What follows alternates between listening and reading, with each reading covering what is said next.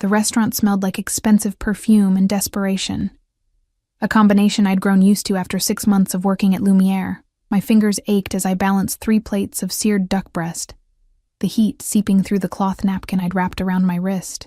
The kitchen doors swung behind me with their familiar creak, releasing a blast of garlic and thyme into the dining room's carefully cultivated atmosphere of wealth and exclusivity. I was invisible here. That was the point. Women in designer dresses didn't see me as I refilled their wine glasses. Men in custom suits looked through me as I cleared their plates. I was part of the furniture, the scenery, the machine that kept their world running smoothly while I collected tips that barely covered my mother's medical bills and my crumbling studio apartment in the part of the city where streetlights flickered and died. "Table 7 needs water," Marcus hissed as I passed the bar, his perpetually anxious face glistening with sweat. "And the couple at 12 is celebrating an anniversary. Chef wants you to take out the dessert personally." I nodded, my feet screaming in shoes held together with superglue and hope. The dinner rush was ending, that blessed lull between 8:30 and 9 when the kitchen could breathe, and my lower back might stop its constant throbbing. I filled the water pitcher from the station near the kitchen, watching the ice crack and settle, tiny fractures spreading through frozen clarity. That's when I first saw him. He sat alone at table 4, tucked into the corner booth we usually reserve for couples who wanted privacy, but there was no companion across from him, just an empty chair and a single menu lying closed on the white tablecloth. Everything about him seemed carefully unremarkable. A simple button-down shirt, dark jeans, no watch that caught the light, no ring that screamed wealth. His hair was dark, slightly too long, falling across his forehead as he studied his phone with an intensity that made the air around him feel heavier. But it was the stillness that caught my attention. In a restaurant full of animated conversation and laughter, he existed in a pocket of absolute quiet. He didn't fidget, didn't look around for service, just sat there like a predator who had all the time in the world. "Emma!" Sophia's voice cut through my observation. "Your section is blowing up. Move." I tore my gaze away and dove back into the familiar rhythm of service. Smile, nod, recite specials, recommend wine pairings I'd memorized but could never afford to taste. The evening blurred into motion until I found myself approaching table 4 with a water glass, and the subtle dread that came from serving customers who sat alone. Lonely people either wanted to talk your ear off or resented your existence for witnessing their solitude. "Good evening," I said, my customer service voice smooth despite my exhaustion. "Can I start you off with something to drink?" He looked up, and the world tilted. His eyes were dark, not brown, but something deeper, like coffee left too long on the burner until it turned black and bitter. They held mine for a moment longer than necessary, and I felt something cold slide down my spine. Not fear exactly, but recognition of something dangerous dressed in ordinary clothing. "Water's fine." His voice was low, textured like gravel smoothed by years of river current. "For now." I poured with steady hands, though my pulse had picked up its pace. Up close, I could see the details that didn't match his casual appearance, the way his shirt was pressed with military precision, the faint scent of something expensive and woody that didn't come from a department store, the calluses on his hands that spoke of violence rather than honest labor. "Do you need a few more minutes with the menu, or—" "I'm waiting for someone." He glanced at his phone again, and something flickered across his face. Annoyance? Calculation? A blind date, actually. The word surprised me.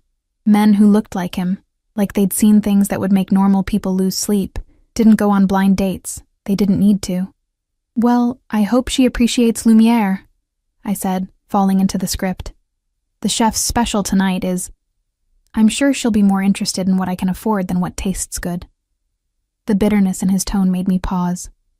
I should have walked away, moved on to my other tables, stayed invisible. But something about the way he'd said it, like he was testing a theory he already knew the answer to, kept me rooted to the spot. "Then maybe you should order the house salad," I heard myself say. Really establish those low expectations early. His eyes snapped back to mine, and for a heartbeat, I thought I'd made a terrible mistake. The air between us grew dense, charged with something that made my throat tight. Then his mouth curved, Not quite a smile, but close enough to make my stomach flutter in a way that had nothing to do with hunger. That's what I'm counting on. Before I could respond, the front door opened with a blast of cold November air and clicking heels. The woman who entered looked like she'd stepped out of a magazine spread.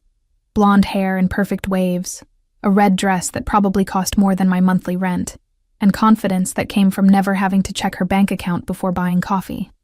She scanned the restaurant with barely concealed disdain until her eyes landed on table 4. I watched her face cycle through confusion, disappointment, and thinly veiled disgust in the span of 3 seconds. "You must be Vanessa," he said, standing with fluid grace that seemed too controlled, too practiced. "I'm Adrian." "Oh." She didn't hide her assessment of his ordinary clothes, his lack of obvious wealth markers. "Yes. Hi." I became invisible again, the way I was supposed to be, but as I backed away from the table, I caught Adrian's eyes one more time.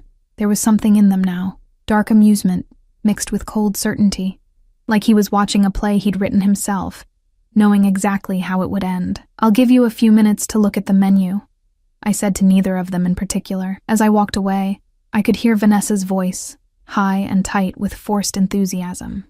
"So, Adrian, what do you do for work?" I didn't hear his response, but I could imagine it. Something vague and unremarkable. Something designed to disappoint. The next 20 minutes were a masterclass in watching someone's hopes die in real time. Every time I approached the table to refill water or take their order, Vanessa's face had grown more pinched, her smiles more plastic. She'd ordered the most expensive items on the menu: the oysters, the lobster tail, a bottle of wine that cost $300, while Adrian had requested a simple pasta dish and water. "You're not drinking?" she'd asked, her tone suggesting this was another mark against him. "I don't drink." Simple. Final. No explanation offered. By the time I brought out their entrees, Vanessa had her phone out, texting under the table with the subtlety of a sledgehammer. She picked at her lobster with visible disdain, as if the food itself had personally offended her by being served in the presence of someone so clearly beneath her expectations. "So, you rent an apartment?" I heard her ask as I set down Adrian's pasta. "In which neighborhood?" "The South Side." Her nose wrinkled. "Oh." That single syllable contained entire libraries of judgment. I'd heard it before, directed at me, at people like me, the ones who didn't matter, who didn't count, who existed only to serve those who did. I glanced at Adrian as I stepped back from the table. He was watching Vanessa with the same stillness I'd noticed before, but now there was something else beneath it, something cold and final, like a door closing on a room you'd never enter again. "Will there be anything else?" I asked.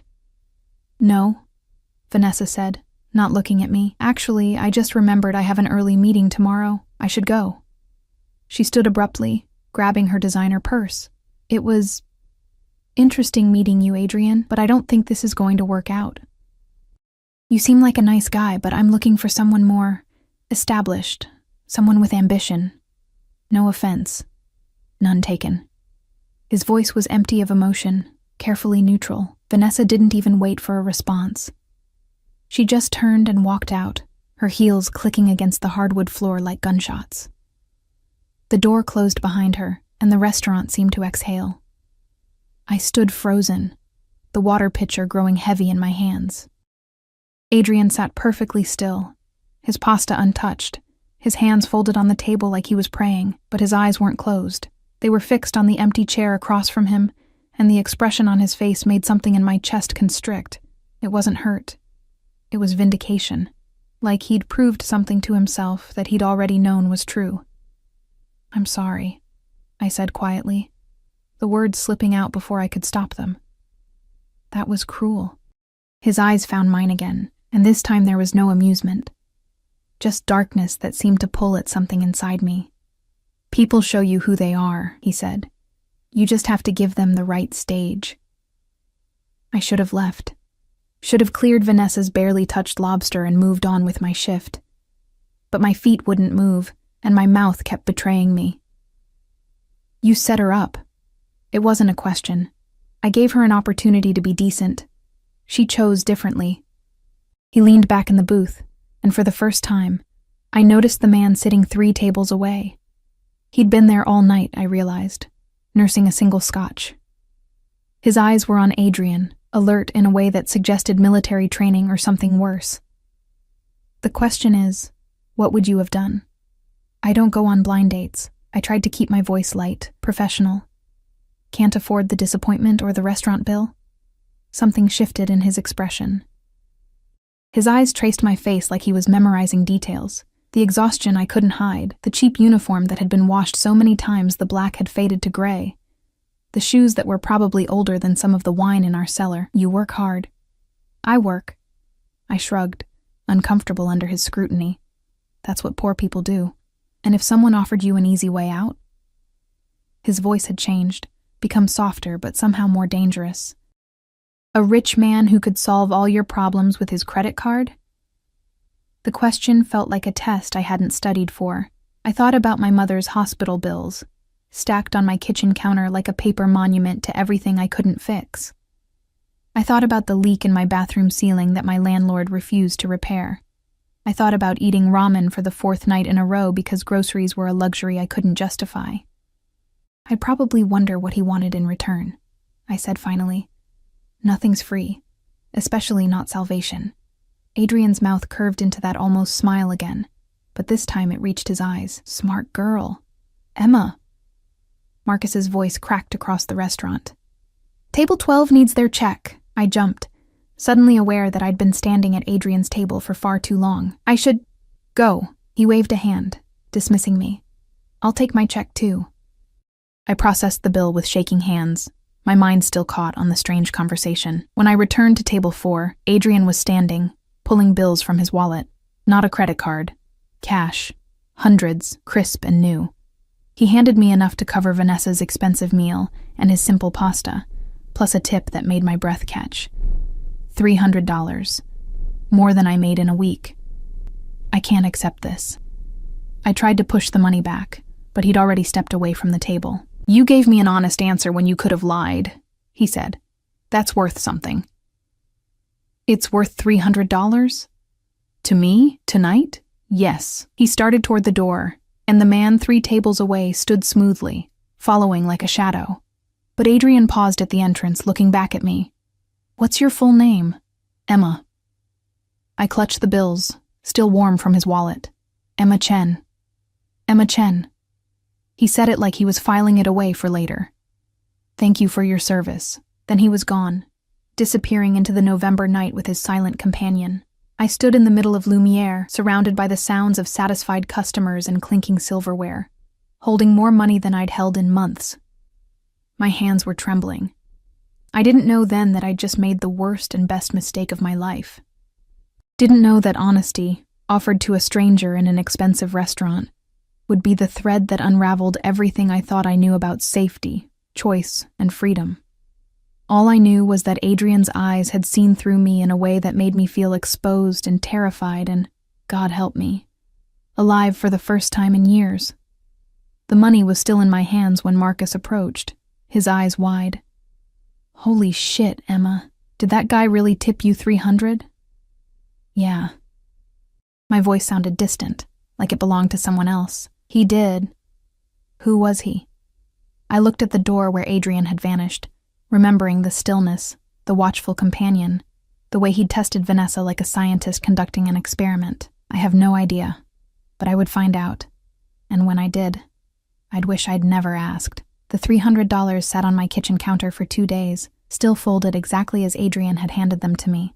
I couldn't bring myself to deposit the bills or spend them, like touching the money would somehow seal a contract I hadn't agreed to. My studio apartment felt smaller with those crisp hundreds watching me, witnesses to something I didn't understand. Wednesday morning arrived with rain hammering against my single window and a new stack of medical bills shoved under my door. My mother's latest round of physical therapy. The specialist she needed but insurance refused to cover. Numbers that made my stomach clench and my vision blur. I picked up the $300. The bank teller didn't ask questions when I deposited the cash, but I felt like a criminal anyway. Like I'd stolen something more valuable than money. Maybe my own integrity, though I couldn't explain why an honest tip should feel like theft. Work that night was the usual chaos. Lumiere. On a Wednesday meant business dinners and anniversary celebrations, men who treated their bills like dick measuring contests, and women who sent back wine because it wasn't expensive enough. I moved through my section on autopilot, my mind drifting back to dark eyes and dangerous stillness. Emma, you have a walk-in at table 4. My head snapped up. Table 4. The corner booth where Adrian had sat 3 nights ago, orchestrating his little social experiment. But it wasn't Adrian sitting there now. The woman was older, maybe 50, with steel gray hair cut in a severe bob, and a pantsuit that screamed power. Her eyes tracked me as I approached, sharp and assessing in a way that made my skin prickle. "Good evening," I said, falling into my script. "Can I start you with something to drink?" Information. Her voice was crisp, businesslike. "You served a man named Adrian here on Sunday night. Dark hair, early 30s, came alone for a blind date." Every instinct screamed at me to lie. "I serve a lot of people. Don't insult my intelligence or waste my time." She pulled out her phone, showing me a photograph. Adrian stared back at me from the screen, but this version wore a custom suit and stood in front of what looked like a corporate building. "Adrian Volkov. You spoke with him. He tipped you $300. I need to know exactly what was said." Volkov. The name detonated in my brain like a grenade. Even I, who avoided the news and kept my head down, knew that name. Volkov Industries. Import-export, they called it in the papers. Everyone else called it what it was, the most powerful crime family on the East Coast, masquerading as legitimate business. My mouth went dry. "I don't know what you're talking about, Ms. Chen." She leaned forward, and I caught the outline of a weapon beneath her jacket. "I'm head of security for Mr. Volkov. 3 days ago, he went on a blind date as part of what he termed a social experiment. He came back to the office in an unusually good mood and has been asking questions about you, your employment history, your address, your mother's medical situation." The floor seemed to tilt beneath my feet. "That's illegal." "Yes." She didn't even blink. "But my job isn't to follow laws. It's to protect Mr. Volkov from threats, entanglements, and complications. You, Ms. Chen, have become all 3. "I didn't do anything." My voice came out smaller than I wanted. "He asked me a question. I answered honestly. That's it. Honesty." She said the word like it was a foreign language. "Do you know what Mr. Volkov does for a living?" "I can guess." "Then you understand that honest people are dangerous in his world. They're unpredictable. They can't be bought or controlled or trusted to act in their own self-interest." Her eyes bore into mine. "He's interested in you. That's a problem. So tell him I'm not interested back." I gripped my order pad until my knuckles went white. "Tell him to leave me alone. I've tried. He's not listening." She pulled a business card from her jacket and slid it across the table.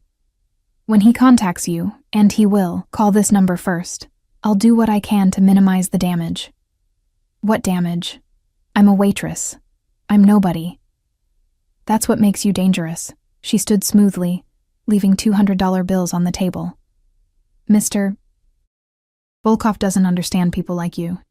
He's going to try, and people who get close to him tend to end up collateral damage. Consider this a professional courtesy. Stay away from Adrian Volkov if you value your life." She was gone before I could respond, leaving me alone with her warning and the cold sweat coating my skin. I should have quit that night, should have walked out of Lumiere and disappeared into the parts of the city where people like Adrian Volkov didn't venture. But I needed the money, needed the insurance, needed the familiar rhythm of work to keep me from thinking about dark eyes and dangerous questions. So I stayed. Friday night, the restaurant was packed. I'd almost convinced myself that the woman in the pantsuit had been paranoid, that Adrian had already forgotten about the poor waitress who'd given him an honest answer. I was carrying a tray of champagne flutes to a birthday party when I saw him. He sat at the bar this time, dressed differently. A charcoal suit that probably cost more than my car, if I'd owned a car. But it was the same stillness, the same gravity that bent the air around him. And he was watching me. The champagne flutes rattled on my tray. I delivered the drinks with trembling hands, hyper-aware of his gaze following my movement. When I finally had no choice but to approach the bar for a wine order, he was waiting.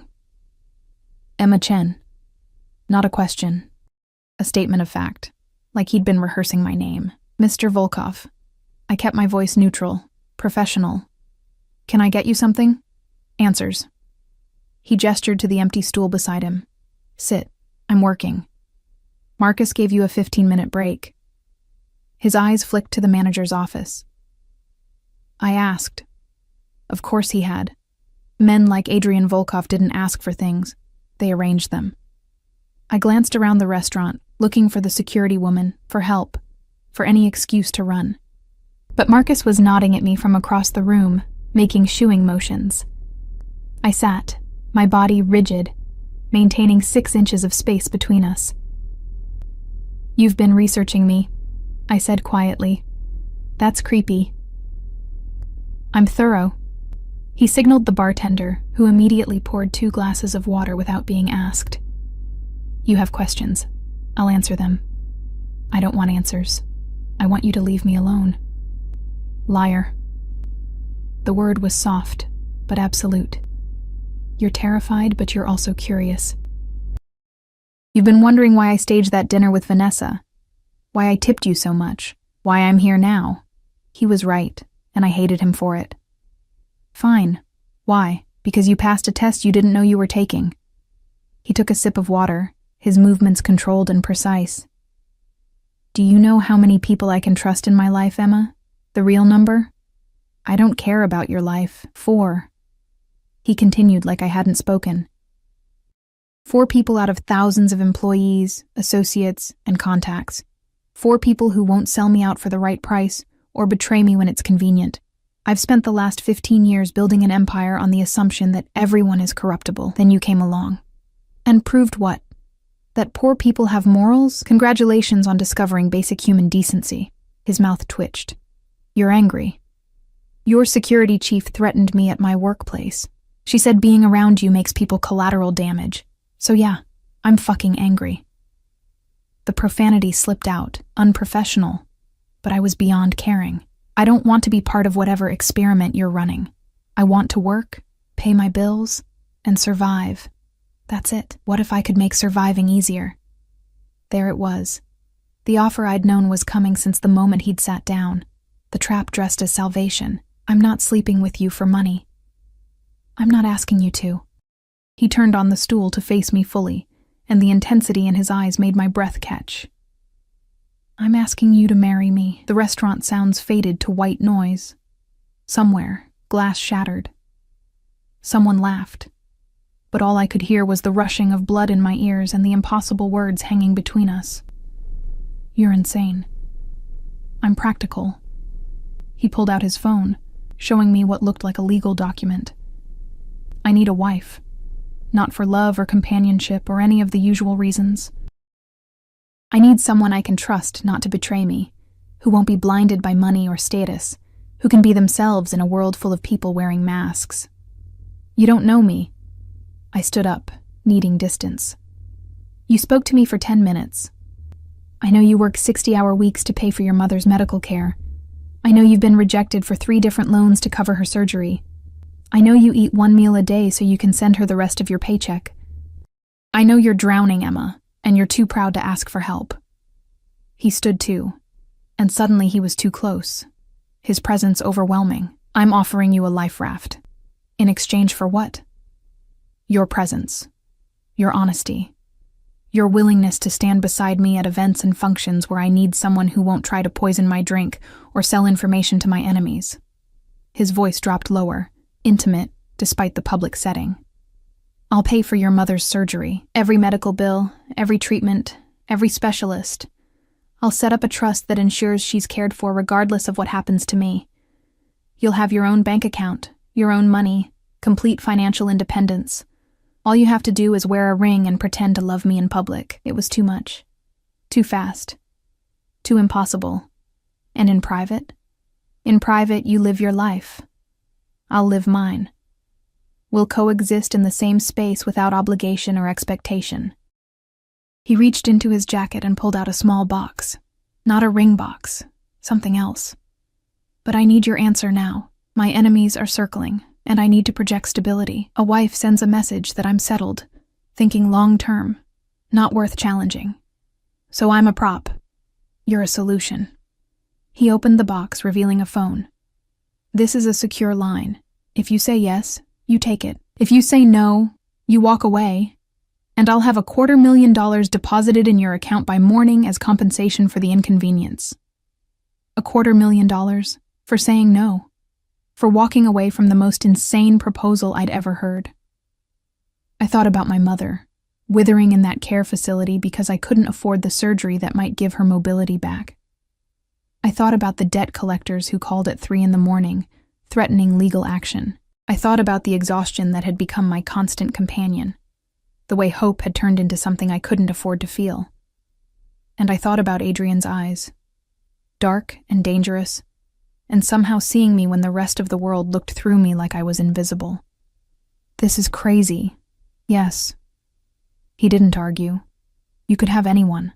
Models, actresses, women who actually know how to navigate your world. I don't trust anyone. He said it simply, like it was the most obvious thing in the world. Except apparently a waitress who told me the truth when she could have lied. My hand moved before my brain approved the decision. I took the phone from the box, feeling its weight, heavier than it should be, like it was made of consequence instead of metal and glass. I need guarantees, contracts, proof that you'll do what you're promising. My lawyers will have everything ready by tomorrow.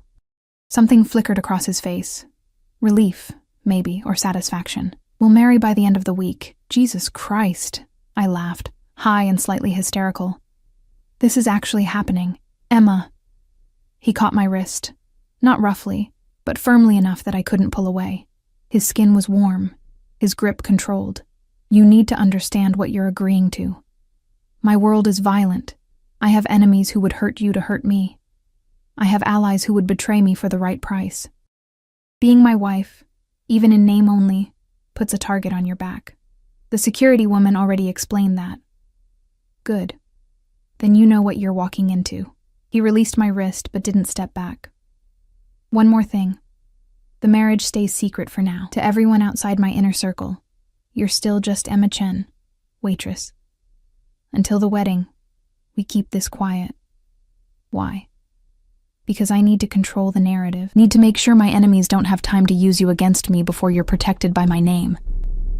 His jaw tightened. Trust me, Emma. I've thought this through. I looked down at the phone in my hands, then back up at the man who'd just bought my life with a proposal and promises I couldn't verify. If you're lying to me, I'm not. He pulled out his wallet, extracting a business card. That's my personal lawyer. Call him tonight. Ask him anything. He'll confirm every word I've said. Then he was walking away, his security detail materializing from the shadows to flank him. The restaurant door closed behind them with a soft click, and I was left standing by the bar, holding a phone that felt like a bomb, and a business card that might as well have been a contract written in blood. Marcus appeared at my elbow. Emma, you okay? You look pale. I'm fine. The lie tasted bitter. Just need some air. I walked outside into the November cold, my uniform jacket doing nothing against the wind. The phone in my pocket hummed, a text message lighting up the screen. Tomorrow, 10 a.m., my lawyer's office. Come alone. Below it, an address in the financial district, the part of the city where buildings touched clouds and people like me only existed to clean the floors. I should have thrown the phone in the nearest trash can. Should have called the police or my mother, or anyone who could talk sense into me. Instead, I saved the number and walked back inside to finish my shift. Because the truth was, I'd already decided. The moment Adrian had mentioned my mother's surgery, had seen through my carefully constructed walls to the desperation beneath, I'd been caught. Not by force or manipulation, but by the simple, terrible recognition that I was out of options. And men like Adrian Volkov knew exactly how to exploit that kind of desperation. I just didn't realize yet that I'd been cast in a role I couldn't escape, in a story that had been written long before I'd served him water at table 4. The trap had already closed. I'd walked in voluntarily. The lawyer's office occupied the 42nd floor of a glass tower that reflected clouds and money in equal measure. I'd taken 3 buses to get there. My only professional outfit. A thrift store blazer and pants that didn't quite match. Feeling like a costume in a building where even the security guards wore better shoes than me. Ms. Chen. The receptionist's smile was polished and empty. Mr. Volkov is expecting you. Conference room 3. Not the lawyer. Adrian himself. I followed her down a hallway lined with abstract art that probably cost more than my mother's surgery, my heart hammering against my ribs.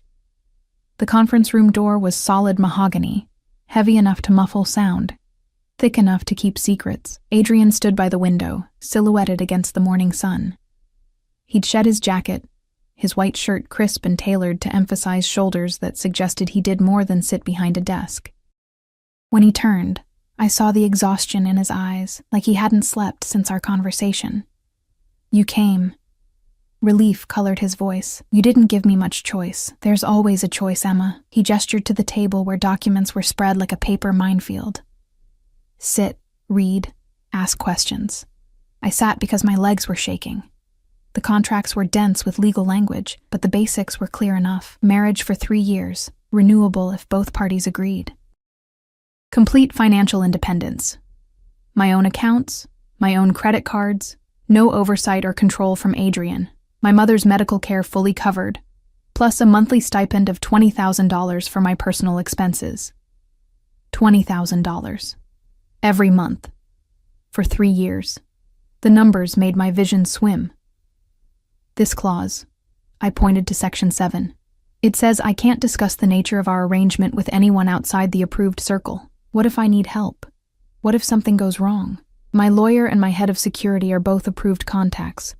They'll help you navigate anything you need. Adrian moved to sit across from me, his movements controlled. But you're right to question it. The confidentiality is for your protection as much as mine. If word gets out that our marriage is transactional, my enemies will see you as a weakness to exploit rather than a legitimate spouse to respect. And the living arrangements? My penthouse has 6 bedrooms. You'll have your own suite, bedroom, bathroom, office space, complete privacy. I travel frequently for business, so you'll often have the place to yourself. I flipped through more pages, looking for the trap I knew had to be hiding in the fine print. What about dating? Relationships outside the marriage? His expression hardened almost imperceptibly. Publicly, you're my wife. That means discretion is required. I won't restrict your personal life, but any relationships must be kept absolutely private. No public displays, no social media, nothing that could embarrass or undermine the marriage. And you? Same rules apply? I don't date. He said it flatly, like stating a fact about the weather. Haven't in years. This arrangement doesn't change that. There it was. The edge of something deeper. Some wound he kept buried under stillness and control. I wanted to ask why. Wanted to understand what made a man who could have anyone choose to have no one. But his eyes warned me away from that territory. When would the wedding happen? Saturday. Private ceremony. Just witnesses. My family will be informed afterward. He pulled out another document. This is the prenuptial agreement. In the event of divorce, you keep everything I've given you plus a settlement of $5 million. $5 million. The words didn't feel real. Why so much? Because you'll have earned it. Surviving 3 years in my world is worth that and more. He leaned forward, and I caught the scent of his cologne, something dark and expensive. I need you to understand, Emma. This isn't some pretty woman fantasy. I'm not going to fall in love with you. You're not going to save me or fix me or discover I'm secretly a good man underneath. This is a business transaction that benefits both of us. The bluntness should have hurt. Instead, it felt like honesty in a conversation that desperately needed it. What happens if I say no right now? Walk out? I transfer the $250,000 to your account as promised. You go back to Lumiere, back to your life. And I find another solution. His jaw tightened. But your mother doesn't get the surgery. The debt collectors keep calling. And 6 months from now you'll be in exactly the same place you are now. Drowning slowly. Too proud to ask for help. You're an asshole. Yes. No argument. No apology. But I'm an honest asshole offering you a way out. I looked down at the contracts, at the promise of security written in legal jargon and Adrian's sharp, controlled signature. My mother's face floated through my mind. The way she'd smiled before the accident, before medical bills and chronic pain had stolen her future. I need to see her first. My mother. Need to explain something. A car will take you this afternoon. I've already contacted the facility's director. Your mother is being transferred to St. Catherine's Medical Center for evaluation by their top neurological team. The words hit me like a physical blow. You can't just, I can and I have. Whether you sign these contracts or not, she's getting the care she needs. Consider it a gesture of good faith. He stood, pulling on his jacket with practiced efficiency. The car will pick you up at 1. Take the contracts with you. Read them again. Make your decision. This is manipulation. This is me proving I keep my promises. He walked to the door, pausing with his hand on the handle. I'll see you tomorrow, Emma, one way or another. Then he was gone, leaving me alone with documents that felt like chains disguised as liberation. St. Catherine's Medical Center smelled like antiseptic and new money. My mother's new room had windows that actually opened, furniture that didn't look like it belonged in a prison, and equipment that appeared to have been manufactured this century. She was sleeping when I arrived, her face peaceful in a way I hadn't seen in months. The nurse who'd been checking her vitals looked up with a smile. Ms. Chen? Your mother's been asking for you. The doctors say she's an excellent candidate for the new treatment protocol. I sank into the chair beside her bed, taking her hand. It felt fragile, bird-boned and cool. Emma? Her eyes fluttered open, focusing slowly. Where am I? Somewhere better, Mom. My voice cracked. You're going to get the surgery. Everything's going to be okay. How? She squeezed my fingers weakly. Baby, we can't afford... Don't worry about it. I have a new opportunity. A better job. The lie tasted like ash, but what was the truth? That I was marrying a criminal to pay for her medical care? That I was selling myself in a transaction dressed up as salvation? We talked for an hour, her voice growing stronger as pain medication and hope worked in tandem. She told me about the physical therapist who'd visited that morning, about the doctor who'd explained the surgery in terms she could understand. She looked younger, lighter, like someone had lifted a weight I hadn't realized was crushing her, and I knew then that I couldn't walk away. Couldn't let her slip back into that underfunded facility where hope went to die. Adrian had made the decision for me by showing me exactly what I stood to lose. The bastard. Saturday morning arrived wrapped in fog and dread. The car that picked me up was black and sleek, bulletproof glass and leather seats that probably cost more than my monthly rent. The driver didn't speak, just opened my door with practiced precision and drove through streets I barely recognized. The courthouse was old stone and marble, the kind of building that had witnessed 1,000 marriages and divorces. Adrian waited on the steps, flanked by 2 people I didn't recognize. A man in his 60s with kind eyes, and a woman about my age with suspicious ones. Emma. Adrian descended the steps, and I noticed he'd dressed down deliberately. No custom suit, just dark slacks and a simple button-down, making me feel less out of place in my cheap dress. This is Victor, my lawyer, and Sophia, my head of security. They'll serve as witnesses. Sophia, the woman from Lumiere. She nodded at me with something that might have been grudging respect. Let's get this done. I clutched my small purse, the contracts I'd signed tucked inside like incriminating evidence. The ceremony lasted 12 minutes. We stood before a bored judge who recited vows neither of us meant, exchanged rings that felt heavier than they should, and signed documents that made the transaction legal. When the judge pronounced us married, Adrian didn't kiss me. Just nodded, professional and distant. Congratulations, Victor said, shaking both our hands. May you have a successful partnership. Not a happy marriage, a successful partnership. Outside, Adrian gestured to a different car, this one larger, more obviously armored. We need to go to the penthouse, get you moved in. All my stuff fits in 2 suitcases. Something flickered across his face. Then this won't take long. The penthouse occupied the top floor of a building in the financial district, the kind of address that appeared in magazines featuring How Billionaires Live articles. The elevator required a keycard and retinal scan. The The doors opened directly into a foyer larger than my entire apartment. Your suite is down this hall. Adrian led me through rooms that felt more like a museum than a home. Everything was minimalist and expensive. Leather, steel, glass that reflected back my terrified face. I had some basics brought in, but you can redecorate however you want. My suite was 3 rooms of absurd luxury. The bedroom had a bed the size of my old apartment, windows overlooking the city, and a closet already filled with clothes in my size. I didn't buy those, Adrian said quickly, noticing my expression. Sophia did. She said you'd need appropriate attire for public appearances. If you don't like them, they're fine. I touched a silk blouse, feeling the quality. This is all just overwhelming. I know. He leaned against the doorframe, maintaining distance. Take today to settle in. Tomorrow, Sophia will begin security training.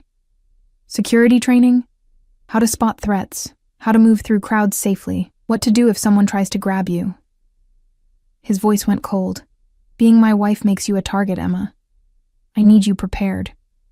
The reality of it crashed over me like cold water. This wasn't a fairy tale.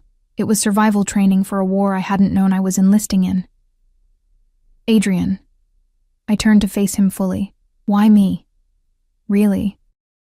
You could have found someone already trained, already in your world. Why drag in a waitress who doesn't know anything? He was quiet for a long moment, his eyes searching my face like he was trying to read something written in invisible ink. Because everyone in my world wants something from me. Power, money, connections, protection. He pushed off the doorframe, taking a step closer. You just wanted to survive. That's the difference. That's why I trust you. You don't know me well enough to trust me. No, he smiled, and it was sharp enough to cut, but I'm going to. Then he left me alone in my golden cage, surrounded by luxury I hadn't earned, and wearing a ring that felt like a shackle disguised as jewelry. I walked to the window, looking down at the city spread below like a circuit board of lights and lives. Somewhere down there was the restaurant where I'd served water and dreams of escape. Somewhere down there was the girl I'd been 4 days ago, before Adrian Volkov had looked at me and seen something worth buying.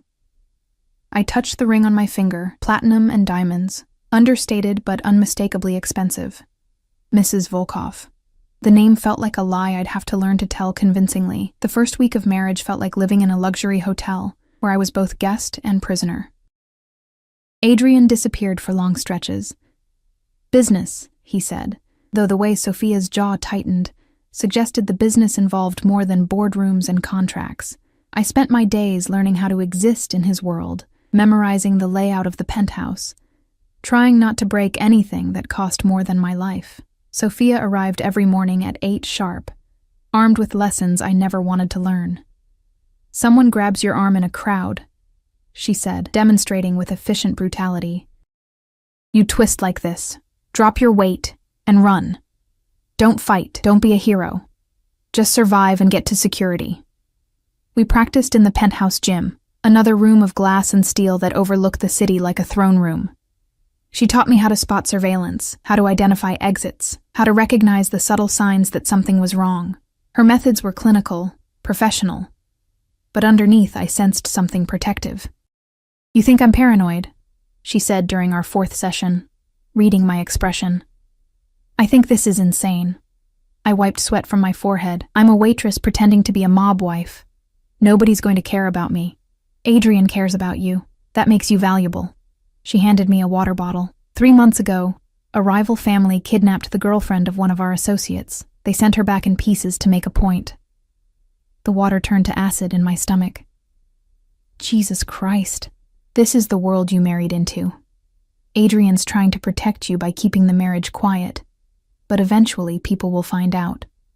When they do, you need to be ready. Her eyes softened fractionally. I don't like this arrangement. I think Adrian's making a mistake. But you seem decent, and I don't want to see you hurt because he was lonely and impulsive. He wasn't lonely. He was practical. Keep telling yourself that.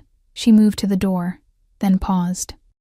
For what it's worth, he's different around you. Calmer. That's either very good or very dangerous. I haven't decided which. After she left, I stood in the gym, surrounded by equipment I didn't know how to use, trying to process the reality that my life now included phrases like "sent back in pieces." My phone buzzed, the secure one Adrian had given me. A text from an unknown number. "Dinner tonight. 7 p.m. Wear something nice. We're going out."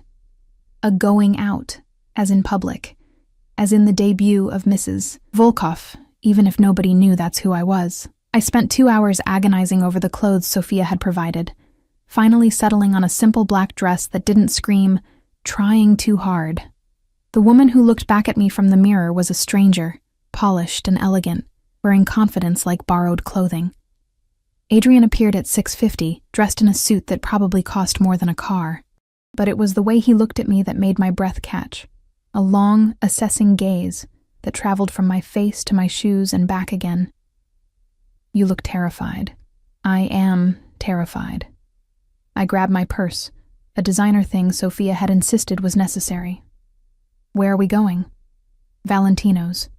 Italian place in Little Italy, good food, better security, and enough of my people in the neighborhood that we can eat in relative peace." He offered his arm with old-fashioned formality. "Breathe, Emma. We're just having dinner. Nothing with you is just anything." His mouth curved. "You're learning." The restaurant was exactly as he'd described. Intimate, expensive, and filled with people who nodded at Adrian with respect that bordered on fear. We were seated at a back table, positioned so Adrian could see the entrance and exits. 2 men I recognized from the penthouse sat nearby, pretending to have their own conversation. "Tell me about your mother." Adrian said it casually, like we were a normal couple on a normal date. "She's doing well. The doctors say the surgery went better than expected." I studied the menu, not really seeing it. "She asked about you, about my new job." "What did you tell her?" "That I'm working as a personal assistant for a businessman, that the pay is good and the hours are flexible." The lie had come easily, practiced in the mirror until it sounded true. "She's happy. That's what matters." "You're a good daughter." "I'm a desperate daughter. There's a difference." The waiter appeared, reciting specials in Italian that Adrian answered fluently.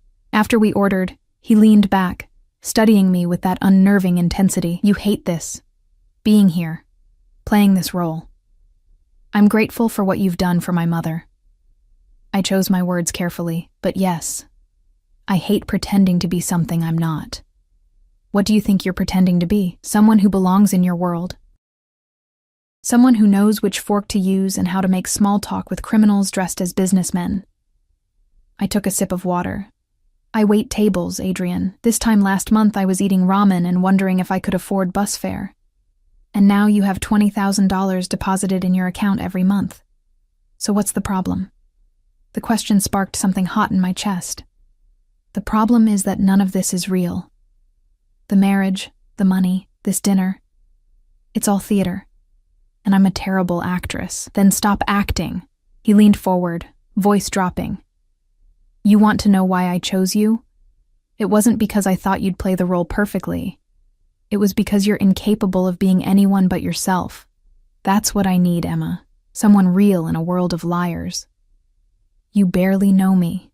I know you work until your feet bleed. I know you've sacrificed everything for your mother. I know you looked at $300 like it was $1 million because that's how far you were from drowning." His eyes held mine. "I know you're honest even when lying would be easier. That's enough." The food arrived, interrupting whatever I might have said. We ate in tense silence, the pasta turning to sawdust in my mouth. Around us, the restaurant hummed with conversation and the clink of silverware. Normal people having normal evenings. We were halfway through the meal when the door opened and everything changed. The woman who entered was beautiful in a way that hurt to look at, tall and blonde, wearing confidence like a second skin. But it was the way Adrian's body went rigid, the way his hand moved fractionally towards something under his jacket that told me this wasn't a coincidence. "Adrian." She approached our table with a smile that didn't reach her eyes. "How lovely to see you out and about. And with company. Vanessa." His voice could have frozen fire. I thought I made myself clear. Vanessa. The gold digger from the blind date, the woman who'd walked out when she thought Adrian was poor. "Oh, you did. Very clear."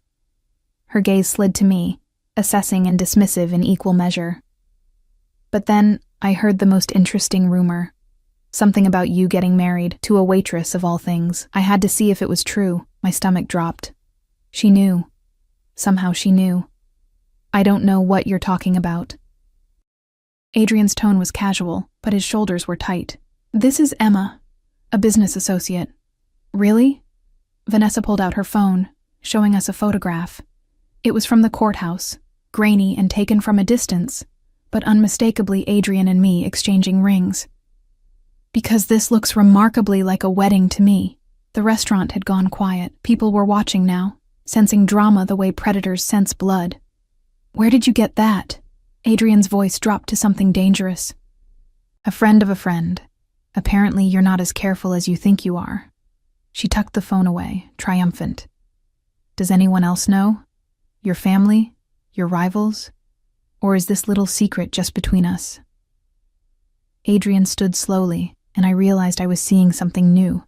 Rage, barely controlled, wrapped in terrifying stillness. What do you want?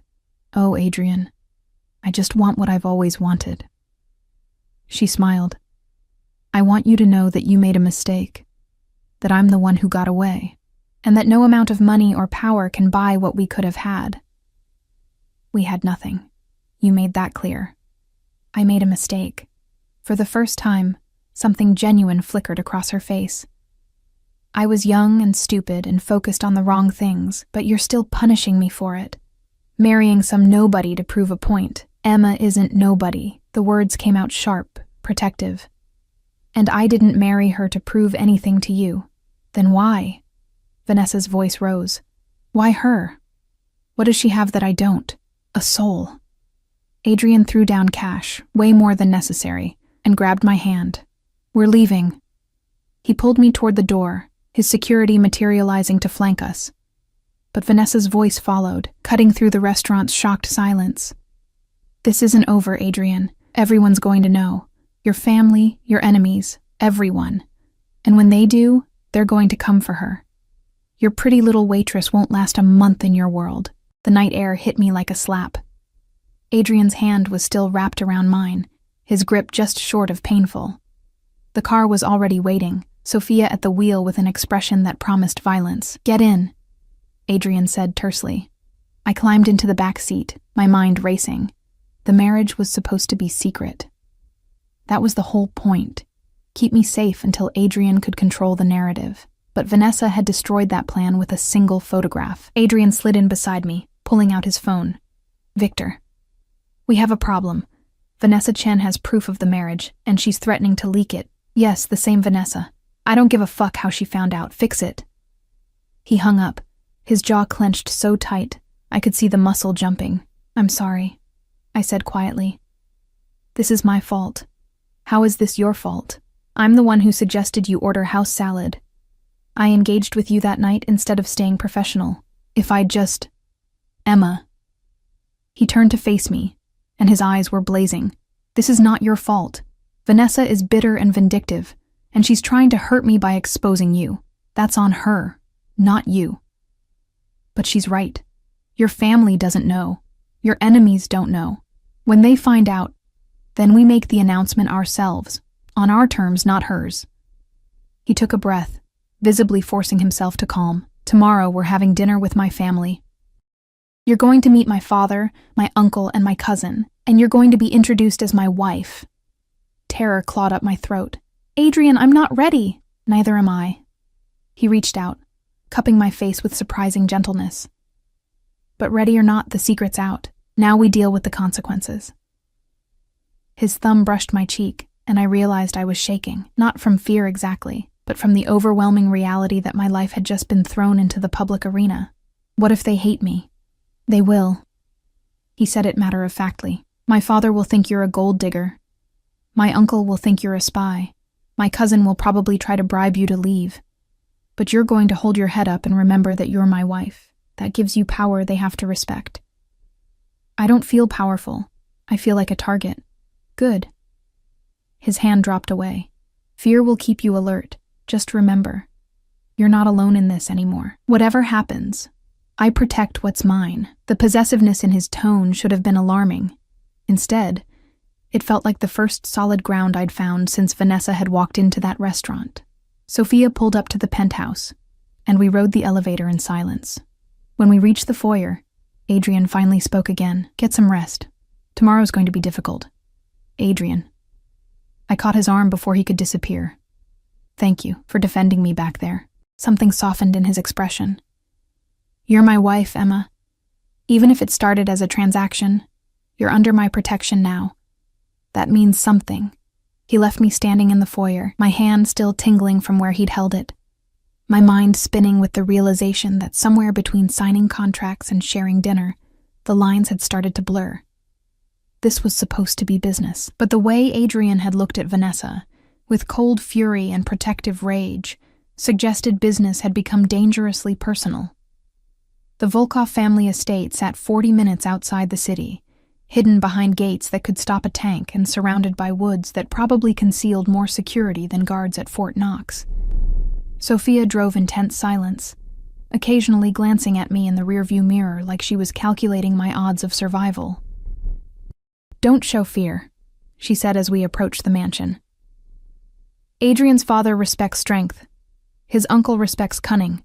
His cousin respects nothing, so ignore whatever he says. That's incredibly unhelpful. Welcome to the family. She pulled up to the entrance, where Adrian waited on the steps. He'd dressed for battle. A suit that screamed authority, his hair slicked back, every inch the crime lord rather than the man who'd pretended to be poor on a blind date. He opened my door himself, offering his hand. Remember what we discussed. You're my wife. You belong here. Don't apologize. Don't explain. Don't show weakness. I'm terrified. I know. He squeezed my hand once, quick and reassuring. But you've survived poverty and debt collectors in my world for a week. You can survive dinner with my family. The mansion's interior was all dark wood and expensive art. The kind of place where ancestors frowned from oil paintings and secrets soaked into the walls. Voices drifted from a dining room, Russian mixed with English, laughter that sounded more like a threat than joy. Adrian's hand settled on my lower back, proprietary and protective. Ready? I nodded, lying through my teeth. The dining room fell silent when we entered. 3 men sat at a table that could seat 20, their eyes tracking us with predatory focus. The oldest, Adrian's father, I assumed, looked like a weathered version of his son, all sharp angles and cold calculation. The uncle was softer, rounder, but his eyes were the most dangerous thing in the room. The cousin was young, maybe 25, with the kind of pretty boy face that disguised cruelty. Father, Uncle Mikhail, Alexei. Adrian's voice was formal, distant. I'd like you to meet Emma, my wife. The silence stretched like taffy, sticky and suffocating. Then Adrian's father laughed, a harsh, bitter sound. Your wife. You married a waitress without telling your family. I married someone I trust. That's more than most men in our business can say. Adrian pulled out a chair for me, the gesture both chivalrous and a clear statement of possession. Emma, this is my father, Victor, my uncle Mikhail, and my cousin Alexei. It's nice to meet you. The words came out steadier than I felt. Victor's eyes dissected me like I was something under a microscope. Nice. She thinks it's nice. He turned to Adrian. Have you lost your mind? Do you know what this looks like? The heir to the Volkov Empire marrying some girl from the streets? She's not from the streets. She worked 3 jobs to support her disabled mother. She has more integrity than half the women in our circle. Adrian sat beside me, his body angled protectively. The marriage is done. Legal and binding. I'm not here to ask permission. I'm informing you as a courtesy. Courtesy. Mikhail spoke for the first time, his voice oily and smooth. Is that what we're calling it? You marry in secret, and then some vindictive woman threatens to expose it, forcing you to bring this girl into the family fold. That's not courtesy, Adrian. That's damage control. So they already knew about Vanessa. Of course they did. Vanessa is being handled, Adrian said coldly. By handled, you mean what exactly? Alexei leaned back in his chair, a smirk playing on his lips. Are we disappearing her? paying her off? Or are we letting her run her mouth to whoever will listen? She'll be convinced that silence is in her best interest. Adrian's tone suggested exactly how that convincing would happen. I felt sick. This was the world I'd married into, where problems were solved with threats and violence, where a jealous ex-girlfriend might just disappear for knowing too much. And what about her? Victor pointed at me like I was furniture. What happens when she decides to run her mouth? When she gets tired of playing dress-up and wants to cash out? Then she'll collect the settlement detailed in our prenup and leave quietly. Adrian's voice was steady, but I felt his hand find mine under the table. But that won't happen. Emma understands loyalty, something this family seems to have forgotten. The bar blanded. Victor's face darkened, and Mikhail's eyes narrowed. Careful, nephew. Mikhail said softly. You may be heir, but you're not king yet. And kings who make stupid decisions tend to have short reigns. The threat hung in the air, crystal clear. I squeezed Adrian's hand, trying to convey something. Caution, maybe, or solidarity. His fingers tightened around mine. Is that a threat against my wife? It's a statement of fact. Mikhail gestured to a servant, who began bringing out food. But since the marriage is done, we might as well eat. Emma, tell us about yourself. What makes you worthy of the Volkov name? It was a trap disguised as polite conversation. Every eye at the table was on me, waiting for me to fail. I don't know if I'm worthy, I said carefully. But I'm loyal. I keep my promises, and I understand that family takes care of its own. Adrian helped my mother when no one else would. That kind of loyalty deserves loyalty in return. How touching. Alexei's smirk widened. She thinks this is about loyalty. Adrian, did you tell her what happened to the last person who betrayed our family?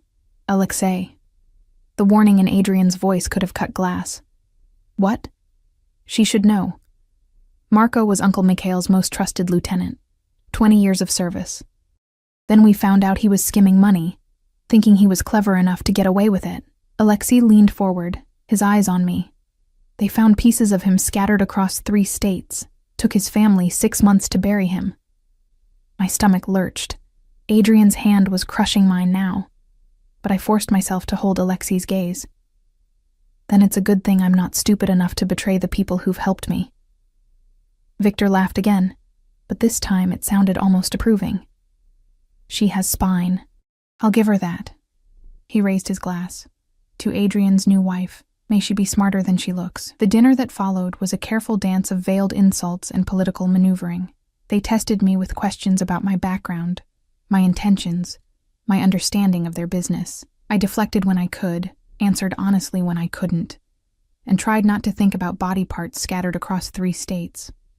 By the time dessert arrived, I was exhausted, my nerves scraped raw. Excuse me. I stood, needing air, needing space. Where's the bathroom? Down the hall, 2nd door on the left. Adrian half rose, but I waved him back down. I can find it.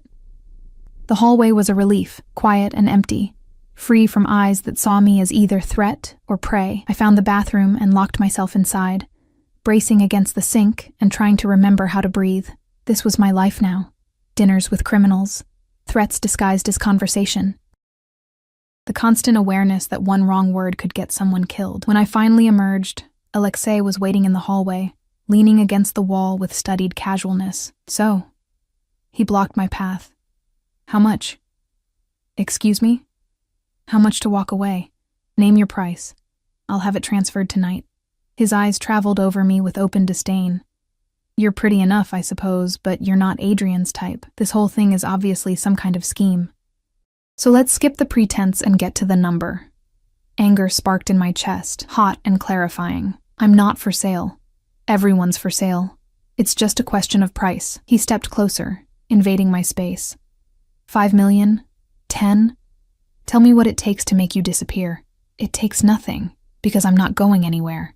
I met his eyes, refusing to back down. I'm Adrian's wife. That might not mean anything to you, but it means something to me. How noble. His hand shot out, grabbing my arm hard enough to bruise. Let me explain how this works, Waitress. Adrian's going soft. Marrying you, protecting you, acting like you're something precious instead of a transaction. That makes him weak, and weak leaders get replaced. let go of me. Or what? You'll tell Adrian.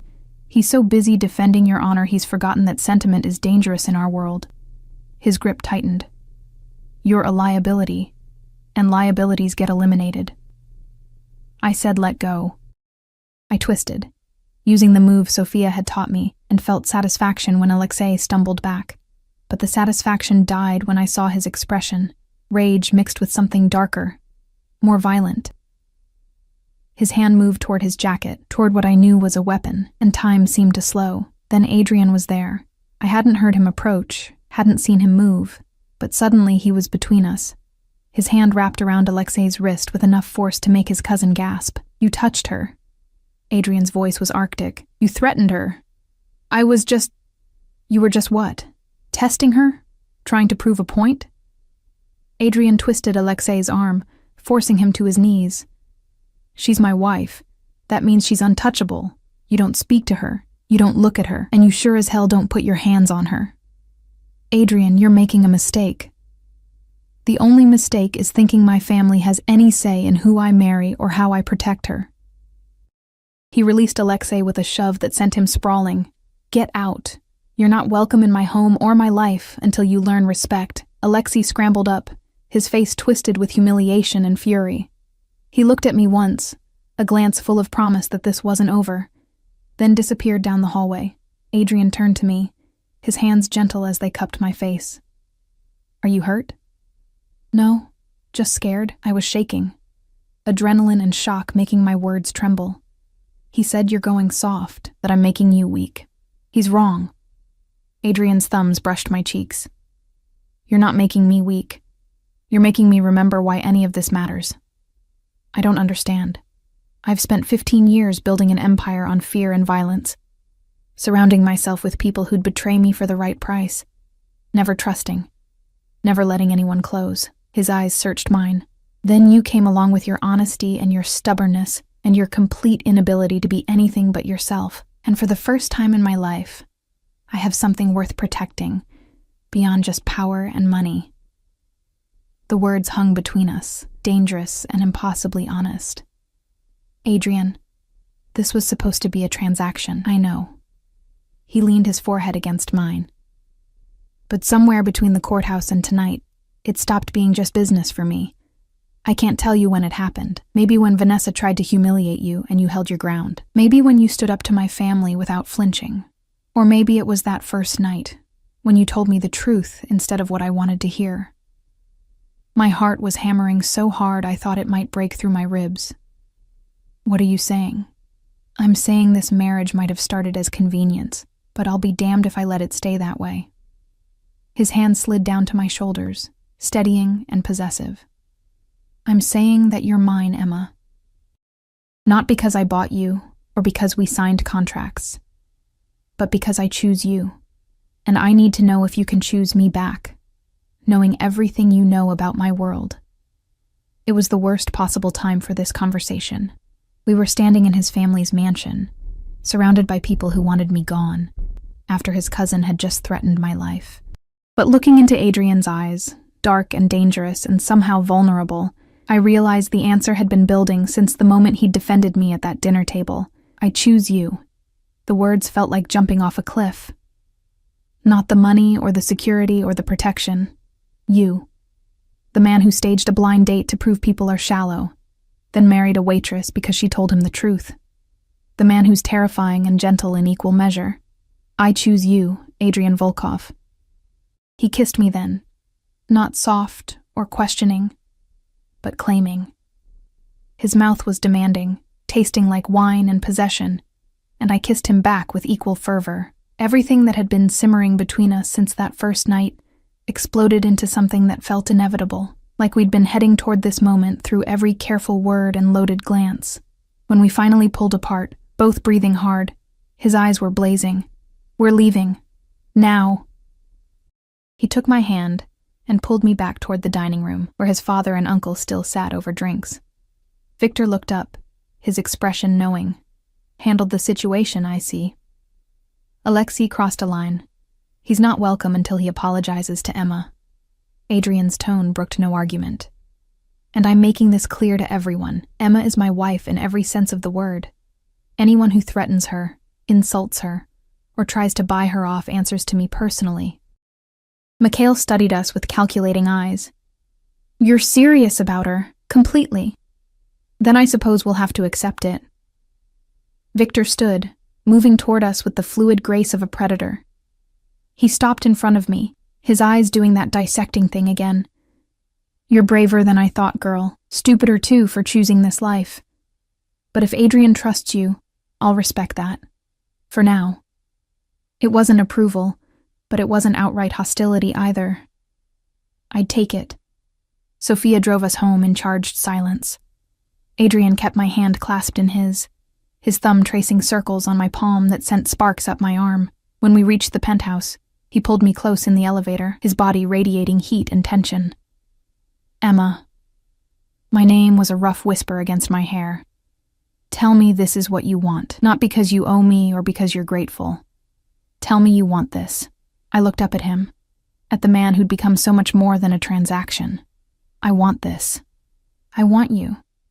The elevator doors opened directly into the penthouse, and he lifted me, my legs wrapping around his waist as he carried me toward his bedroom, not the guest suite I'd been using, but his private space.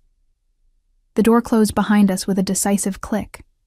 What happened next wasn't gentle or uncertain. It was passion that had been building for weeks, chemistry that had been denied and suppressed, finally allowed to combust. His hands were everywhere, memorizing my body like territory to be claimed. I matched him, touch for touch, kiss for kiss, until we were tangled in sheets that smelled like him, and I couldn't tell where I ended and he began. Afterwards, lying in his arms with the city lights casting shadows across us, reality settled in. So we're really doing this, I said quietly, not as a transaction anymore. No more transactions. He pressed a kiss to my temple, just us, figuring it out as we go. Your family is going to make this difficult. Let them try. His arm tightened around me. You faced down my father, survived Alexei's threats, and chose me anyway. That's the definition of brave or insane. Probably both. He laughed, the sound rumbling through his chest. Probably. We lay in comfortable silence, but I could feel the question hovering between us. What happens now? I finally asked. Now we announce the marriage publicly. Make it clear you're under Volkov protection. Build the life we're supposed to have instead of the performance we planned.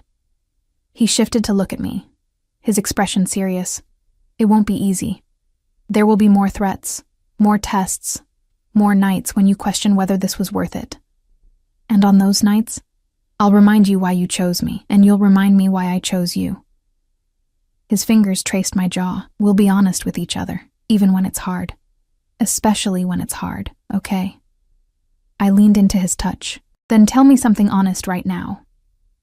That first night at the restaurant, when I saw you struggling with those plates, exhausted and invisible to everyone else, I recognized something in you, the same thing I see in myself when I look in the mirror. His voice was low, intimate. Someone fighting to survive in a world that doesn't give a damn whether they make it or not. I staged that blind date to prove people are shallow, but I came back to Lumiere looking for you because I wanted to see if that recognition was real. And was it? More than I expected. You're my opposite in every way that matters. Poor where I'm rich, honest where I'm calculating, hopeful where I'm cynical, but somehow, you're exactly what I needed. He kissed me softly. You make me want to be better than the sum of my violence and power. That's a lot of pressure. You can handle it. You've handled everything else I've thrown at you.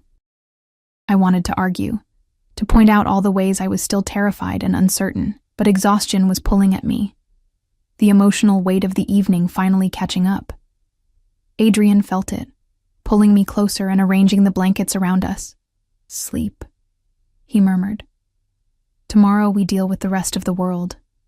Tonight, we just exist. I drifted off in his arms, feeling safer than I had any right to feel, in the embrace of a man who could order someone's death with a phone call. But safety, I was learning, wasn't about being free from danger. It was about having someone willing to stand between you and the chaos. Adrian Volkov was that person for me.